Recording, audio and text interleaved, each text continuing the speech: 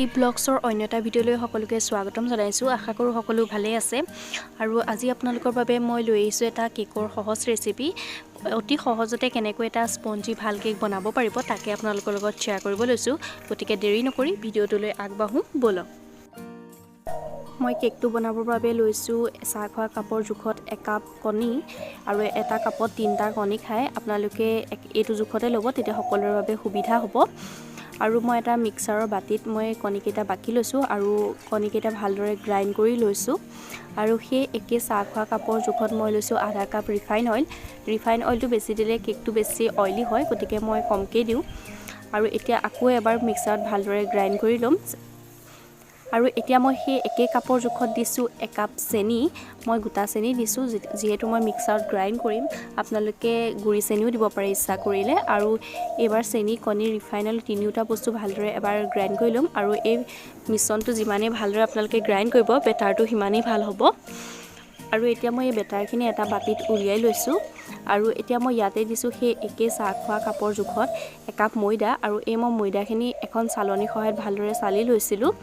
আৰু ভিডিঅ'টোত মই দেখুওৱা নহ'লে আপোনালোকে এনেদৰে চালি ল'ব, তেতিয়া ময়দাৰ গোটা গোটাবোৰ নাথাকে। আৰু মই এডাল হেণ্ড ব্লেণ্ডাৰৰ সহায়ত ভালদৰে বেটাৰটো মিলাই লৈছোঁ। আৰু ময়দাখিনি অলপ অলপকৈ দিব, তাৰপৰা গোটেইখিনি একেলগে দি নিদিব, যিহেতু মিশ্ৰণটো মিলাবলৈ অসুবিধা হয়। গতিকে অলপ অলপকৈ দি মই ভালদৰে বেটাৰটো ফেটি লৈছোঁ। আৰু এতিয়া মই ইয়াতে দিছোঁ এচামুচ কফি পাউডাৰ, যিহেতু মই চকলেট কেক বনাম, গতিকে কফি পাউডাৰ দিবই লাগিব। আৰু মই সেই চালনীখনতে কফি পাউডাৰ এচামুচ আৰু আধা চামুচ বেকিং পাউডাৰ দিছোঁ আৰু ভালদৰে চালি ল'ম। আৰু ময়দাখিনিও মই এইখন চালনীতে চালি লৈছিলোঁ। আৰু ভালদৰে গোটেই মিশ্ৰণটো মই মিক্স কৰি ল'ম। যেতিয়ালৈকে ভালদৰে বেটাৰটো মিক্স হৈ নাযায়, তেতিয়ালৈকে মই হেণ্ড ব্লেণ্ডাৰডালৰ সহায়ত ভালদৰে মিশ্ৰণটো মিলাই ল'ম। আৰু এতিয়া মই ইয়াতে দিছোঁ কেইটোপামান ভেনিলা এচেঞ্চ। যিহেতু কণীত দিছিলোঁ, গতিকে কণীৰ ভাৱটো আহিব পাৰে, চেণ্টটো, গতিকে ভেনিলা এচেঞ্চ দিছোঁ। আপোনালোকে যিকোনো এচেঞ্চ ব্যৱহাৰ কৰিব পাৰে। যদি এচেঞ্চ নাই, আপোনালোকে লং ইলাচিৰ গুড়িও ব্যৱহাৰ কৰিব পাৰে। আৰু এতিয়া মই ইয়াতে দি দিম কেইটামান কাঠবাদাম আৰু খিচমিচ। এইটো অপশ্যনেল হয়, মই ভাল পাওঁ কাৰণে খাই মই দিছোঁ, আপোনালোকে ইচ্ছা কৰিলে নিদিয়াকৈও পাৰে।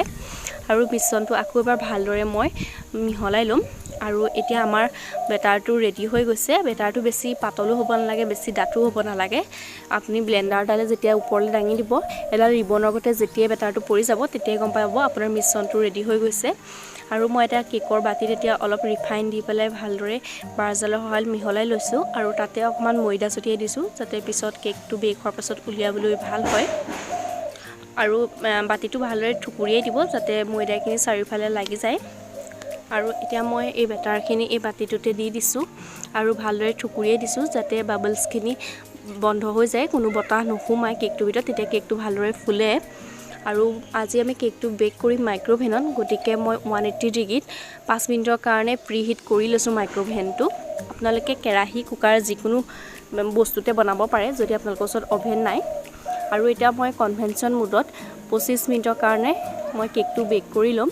কেকৰ বাতিটো মই ইয়াত দি দিছোঁ আৰু 25 মিনিট মই অন কৰি দিছোঁ। 25 মিনিটৰ পিছত আমি কেকটো চেক কৰিম হ'লে নাই। মোৰ কেকটোত 25 মিনিটে লাগে, তাতকৈ বেছি নালাগে। আপোনালোকক চাই ল'ব, কেকটো এবাৰ চেক কৰি ল'ব। আৰু এতিয়া আমাৰ কেকটো ৰেডি হৈ গৈছে। আৰু কেকটো চেঁচা হোৱাৰ পাছত মই এখন প্লেটত উলিয়াই লৈছোঁ। কেকটো দেখিছেনে কিমান ধুনীয়া হৈছে, স্পঞ্জি হৈছে, আপোনালোকে নিশ্চয় ধৰিব পাৰিছে। আৰু এই কেকটোৰ সোৱাদ বহুতেই ধুনীয়া হয়। এইটো কেক খালে আপোনালোকে কিনা কেক খাবলৈ পাহৰি যাব। গতিকে সকলোৱে এবাৰ ট্ৰাই কৰি চাব। আৰু মই ভাবিছোঁ যে ৰেচিপিটো আপোনালোকে ইজি পাইছে। ৰেচিপিটো আপোনালোকৰ কেনেকুৱা লাগিলে জনাবলৈ নাপাহৰিব। Thank U.